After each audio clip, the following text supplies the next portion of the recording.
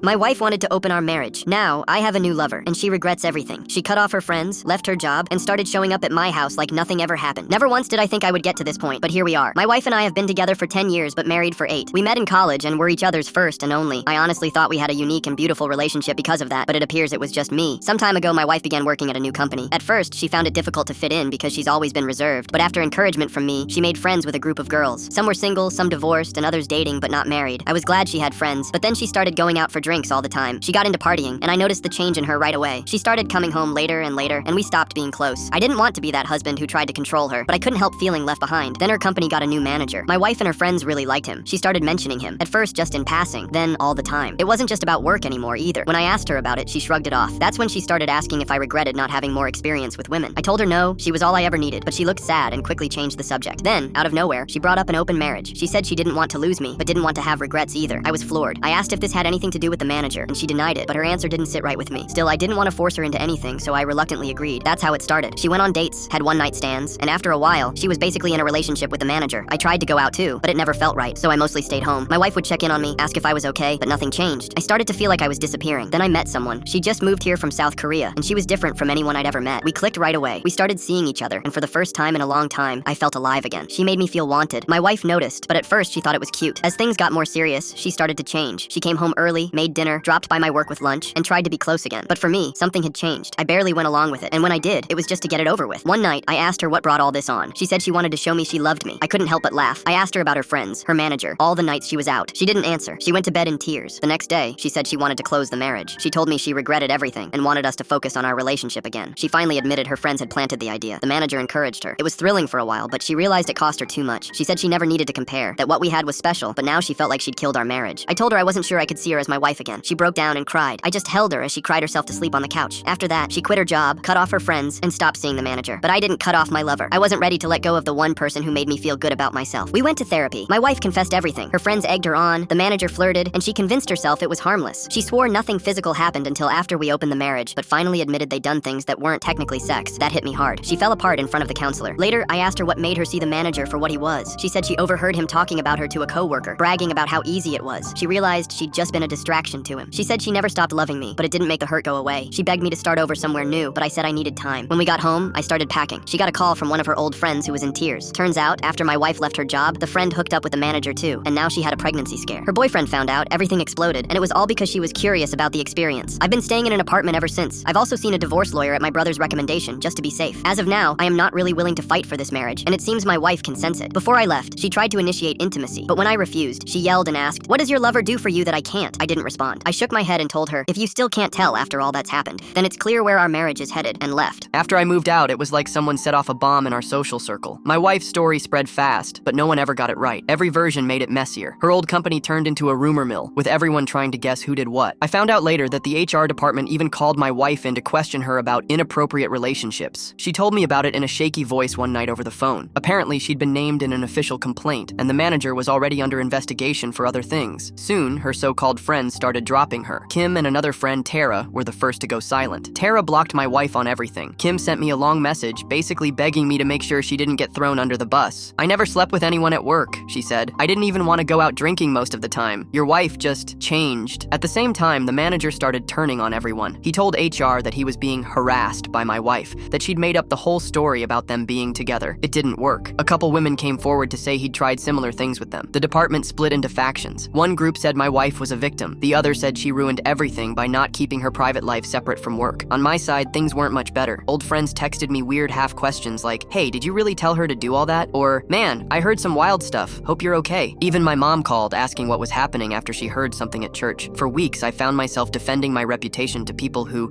honestly barely even knew the whole story. The final blow came at a party I went to out of habit. Someone asked, "So are you the guy with the open marriage?" I stood there, drink in hand, not sure whether to laugh or throw it at the wall. I left early and didn't go back. Meanwhile, my wife called me at least once a week, usually in tears. She apologized, sometimes for herself, sometimes for me. She said she'd heard I was seeing someone seriously, and then begged me not to believe anything the manager said about her. I tried to keep it polite, but each call felt more draining than the last. Our divorce dragged on, even after we agreed to split most things evenly. At first, my wife insisted she wanted a peaceful split, but as soon as paperwork started, she sent a huge list of demands. She wanted the house, the car, half my savings, and the dog. Her lawyer sent a letter threatening to pursue full restitution substitution for pain and suffering if I didn't comply. My lawyer was tough, a no-nonsense woman named Marissa. "Don't let her guilt you," she said. "She's trying to play the victim card." We dug into finances. My wife claimed she'd contributed more to the down payment, which wasn't true. She even tried to say I'd been emotionally neglectful, pointing to texts where I said I felt disconnected. The texts were real, but she left out everything that happened before she started seeing the manager. We had a mediation meeting where she broke down in tears, talking about how lonely she was and how she'd lost all her friends. I felt a weird mix of guilt and anger. Guilt because I knew she really was alone. Anger because it was her decisions that blew up our lives. The mediator asked if we could try to see each other's point of view. My wife looked at me with red-rimmed eyes and whispered, "Please, can we just end this so I can move on?" I nodded, but her lawyer kept pushing for more money. There was a point where I found out she'd withdrawn nearly £5,000 from our savings account a week before the separation. She claimed it was for living expenses, but she'd also paid for a 2-week Airbnb and a bunch of new furniture. Marissa said we could take it to court, but it'd just drag things out. I ended up letting it go, wanting to be done with it all. The house was the last thing to settle. My wife eventually agreed to let me keep it, but only if I paid her a lump sum. I scraped together the money, cashed out a couple investments, and made the transfer. Signing the paperwork felt like getting released from a really long, really bad prison sentence. Suman and I started getting serious during all this chaos. She helped me move my stuff, hung up new curtains, even helped repaint the living room to make it feel like a new start. We went out with her friends, cooked dinner together, tried to build something that wasn't just a reaction to my marriage falling apart, but the divorce drama kept creeping in. My wife sent Suman a message on Instagram. At first, it was just a couple warnings about me being emotionally closed off, but then she started asking about my whereabouts,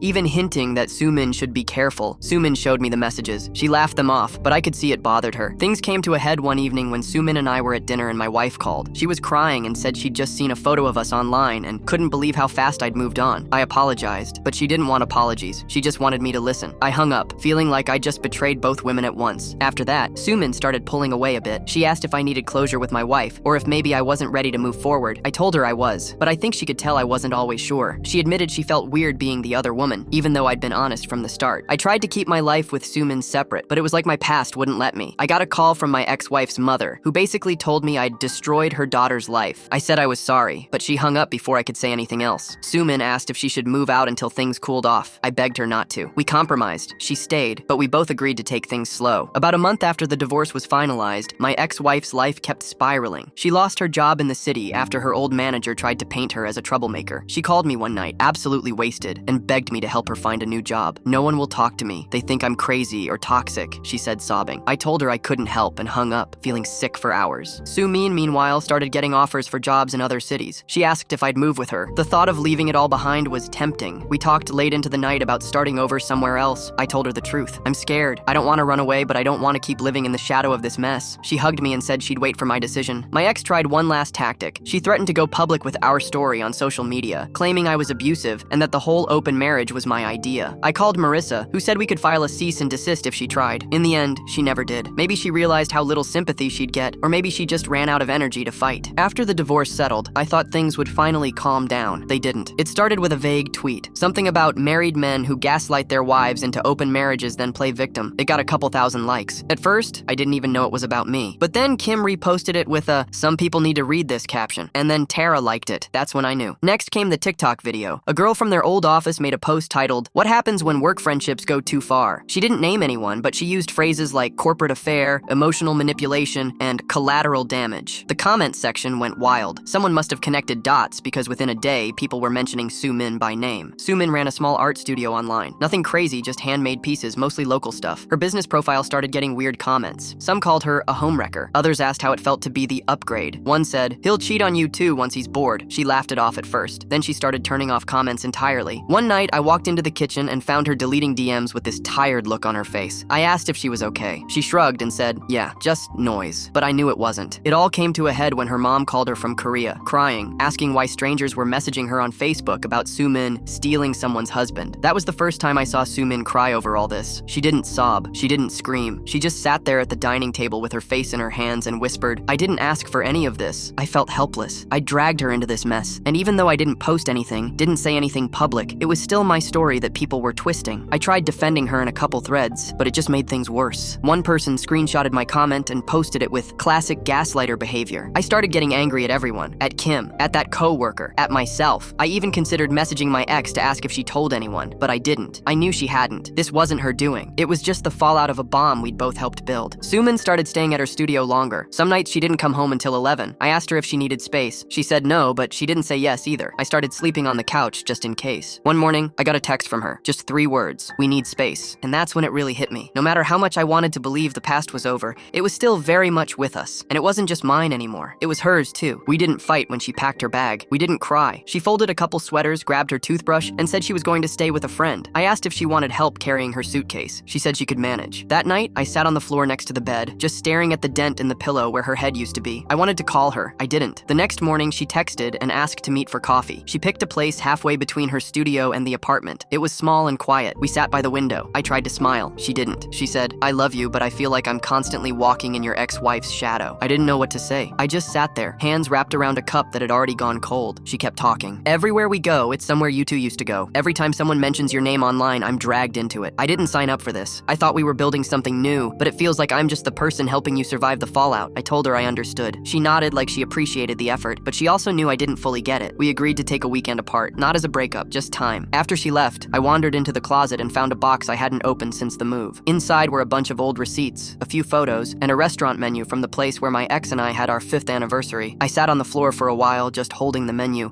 wondering what the hell happened to me. The next day, I drove back to the neighborhood we used to live in. The bakery on the corner had changed owners. The park down the street now had a dog run, but the apartment building looked the same. I didn't go inside. I just stood across the street and stared. I remembered how we used to argue about laundry and how she'd always forget to set timers. I remembered Sunday mornings when she'd read on the couch while I made eggs. I remembered the night she first mentioned the open marriage. She had been so calm, like she was reading off a list she'd practiced. I went to our old grocery store next, walked through the aisles, saw the cereal she liked, and felt something tighten in my chest. Not because I missed her, but because I realized how much of my identity had been built in that relationship, and how much of me was still stuck in it. I drove home without the radio on, just silence. When I got back, the apartment felt hollow, even with Sumin's art on the walls, even with her slippers by the door. I realized I didn't just want her back. I wanted to be the version of myself she first fell for, the one who made her feel chosen, not dragged into some long, bitter sequel. That night, I wrote her a message. I didn't ask her to come home. I didn't beg. I just told her the truth, that I wasn't over everything, that I was trying, that I hoped she'd come back, not because I needed rescuing, but because I wanted to earn being with her. She didn't reply right away. When she finally did, it was a simple, thank you for saying that. I need more time. So I waited, and in that waiting, I stopped trying to fix the past. I just let it breathe. I hadn't heard from my ex in weeks. The last I saw of her was a blurry video someone reposted from a private story. She was out at some bar, slurring her words and yelling at a bouncer. A friend sent it to me with the caption, "Is this her?" I didn't answer, but yeah, it was. A week later, I got a letter in the mail. No return address. Just my name and handwriting I recognized right away. Inside was 6 pages, front and back. It smelled like the soap she used to use. She said she was in rehab, somewhere out of state. She didn't name the place, just called it a place with no mirrors and too much oatmeal. She wrote, "This isn't a guilt trip. I'm not asking for anything. I just wanted to explain before I stopped talking altogether." Then she started from the beginning. "I never felt like I was enough, even before you. I used to watch my mom put on lipstick just to talk to the mailman. She told me once that men don't love you unless you give them a reason every day. That got in my head early. I think that's why I chased attention like a dog with a broken leg. It didn't matter who it came from. I just needed to know I still had it." She admitted she'd started drinking more during the marriage. Said the first time she got blackout drunk with her coworkers, she woke up terrified and lied to me about where she'd been. "You always believed me." That made it worse. She said she never planned on sleeping with the manager, but the attention, the compliments, the way he made her feel like she hadn't aged 10 years in her marriage, it all added up. I got addicted to being wanted. Not loved, just wanted. There's a difference, and I didn't know it until it was too late. She talked about the night she saw Sumin and me online. She said she didn't recognize me at first, that I looked like someone who'd let go. "It made me hate myself, not because you moved on, but because I realized you were free, and I was still stuck in a loop I built myself." The last page hit the hardest. "I hope she's good to you. I hope you let her love you without testing her every step of the way like you did with me. I know I hurt you. I know I wrecked everything, but for whatever it's worth, I really did love you. Just badly. Just wrong. I don't want to be part of your story anymore, but thank you for being part of mine." There was no signature, just a single line at the bottom that said, "Please don't write back." I sat with the letter in my lap for a long time. I didn't cry. I didn't rip it up. I just kept reading that one line over and over, trying to figure out if it was supposed to be mercy or punishment. In the end, I put it back in the envelope and locked it in a drawer I hadn't opened since we moved in. I didn't hear from her again. A couple months passed. Sumin came back, quietly. No big moment, no dramatic reunion. She just walked in one evening, dropped her keys on the counter and said, "I brought dinner." I didn't ask if she was staying. I just set the table. We didn't talk much about what had happened, at least not right away. She focused on work. I kept busy helping my brother with a few house projects. We slept in the same bed, but there was a gap between us. Not just physically, like we were both waiting to see if the other person still fit. Then one day I got a message from an old mutual friend. My ex was out of rehab. She was staying with her cousin, doing better. I didn't respond, but I thought about it a lot more than I should have. The next week I passed by the cafe we used to go to. Out of nowhere, nowhere, I walked in. The place hadn't changed. I sat down, ordered the drink she used to like, and texted her. I'm not looking to rehash everything, but if you ever want to talk in person, one last time, I'm open to that. She responded later that night. We met at a park, somewhere neutral, public enough that it couldn't get emotional in the wrong way. She looked different, not bad, just smaller, like life had wrung her out and now she was starting fresh, still damp from the rinse. She smiled when she saw me. I was afraid you wouldn't come. I said, I was afraid I would. We sat on a bench, watching kids on scooters and dogs chasing each other. She asked how I was. I told her the truth, that I was tired, but okay. She nodded. Yeah, that sounds right. We talked about everything and nothing. Rehab, her job search, how her cousin had become her therapist without meaning to. She said she'd started journaling, that she was learning to sit with silence. I told her about the letter, that I'd read it more than once, that I wasn't mad anymore. She said that was all she could hope for. Then she said something that stuck. I don't want to be forgiven. I want to be understood, even if it's too late. I told her I got it. Before we left, she asked if she could hug me. It was the most human we'd been with each other in years. No tension, no hunger, just a quiet moment between two people who shared too much to ever be strangers, but not enough to still be lovers. When I got home, Sumin was painting in the living room. She looked up and asked, did you go? I said, yeah. She didn't look hurt, just curious. Do you feel done now? I nodded. Yeah, I do. She turned back to the canvas. Okay, then let's finally stop dragging ghosts around. That night, we stayed up late, not talking about the past, not planning the future, just existing in the same room, both of us finally breathing like the air had cleared. A month later, Sumin got the job offer. It was in Seattle, full-time, decent pay, something creative. She sat me down and said she wasn't asking me to go. She just needed to know if I wanted to. I didn't answer right away, not because I didn't care, but because I finally realized this wasn't about chasing something. It was about choosing something. We talked about it for days. Some nights we circled the same questions. Other nights we just sat in silence, but there was no pressure, no one begging, no one running. In the end, she left. I didn't go with her, not out of fear, not out of doubt, but because, for the first time in a long time, I needed to know who I was on my own. We hugged at the airport, no dramatic goodbyes, no promises we couldn't keep. She just said, I'll call, you better answer. And I said, I always have. After she left, I repainted the apartment, got rid of some stuff I hadn't touched since the divorce, bought a new couch that didn't carry any history, even changed my phone number. It felt good, not like erasing everything, just clearing space. I started therapy, for real this time, not as a favor to someone, not as a last resort, just because I wanted to get better at being myself. My therapist asked why I came in. I said, I don't want my past to be the loudest voice in the room anymore. I reconnected with my brother too. We grabbed beers, talked about stupid stuff, laughed more than I thought I could. He told me he was proud of me. I believed him. One night, I sat in the middle of the living room floor, surrounded by boxes I didn't need to unpack. I looked around and realized I wasn't waiting for anything. Not a phone call, not a text, not closure, just peace. And it wasn't loud, it wasn't exciting, but it was mine.